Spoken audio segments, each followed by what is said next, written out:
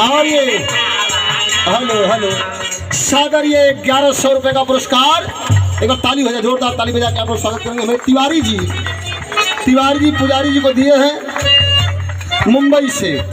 माई के दरबार में दिन दुना रात सगुना आपका यही तरह छलक रहे। बहुत बहुत धन्यवाद। 1100 रुपया कैसे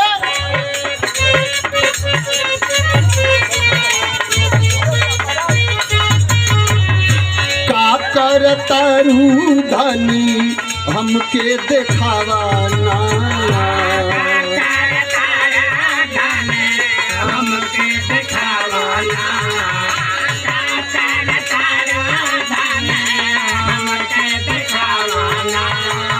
रूपवा से पर्दा पर्दा पर्दा पर्दा पर्दा, रूपवा से पर्दा तनी धनिया हटावाना।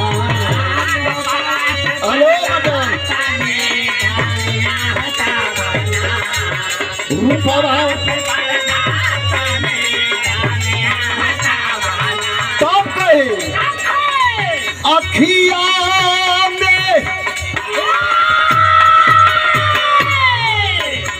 अखिया में हम कजरा लगवनी, अखिया में हम कजरा लगवली लेहनी बाल सवारी। बलम जी सरक जाता, बलम जी सरक जाता कमर से इसको नवाज सारी, बलम जी सरक जाता कमर से। हेलो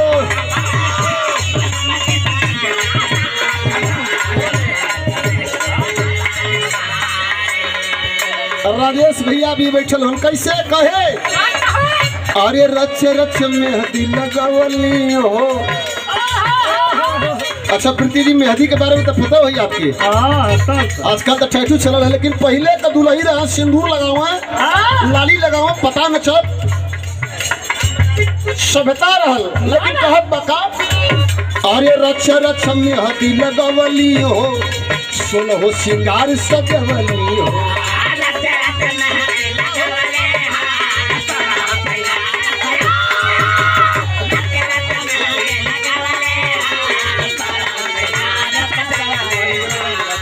अखिया में हम कजरा लगवली, अखिया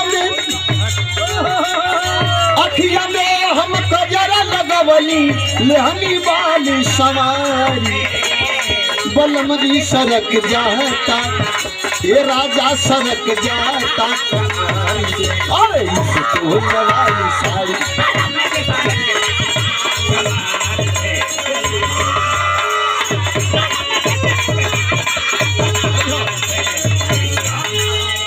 और नीरज भैया जौनपुर से सादर 100 रुपया प्रणाम हो।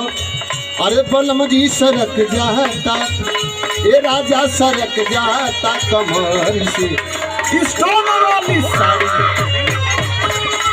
बहुत बहुत धन्यवाद। और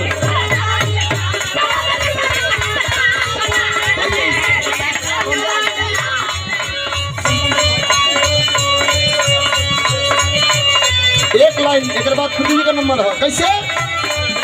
मायनपुर ना भैरो बाबा, मायनपुर ना भैरो बाबा रहा न कोई बाकी। अरे बोला बोला दुर्गा मैया की, शंकर भगवान की, अरे बम्बा देवी की। तो बम बम बोल रहा है काशी, बम बम बोल रहा है।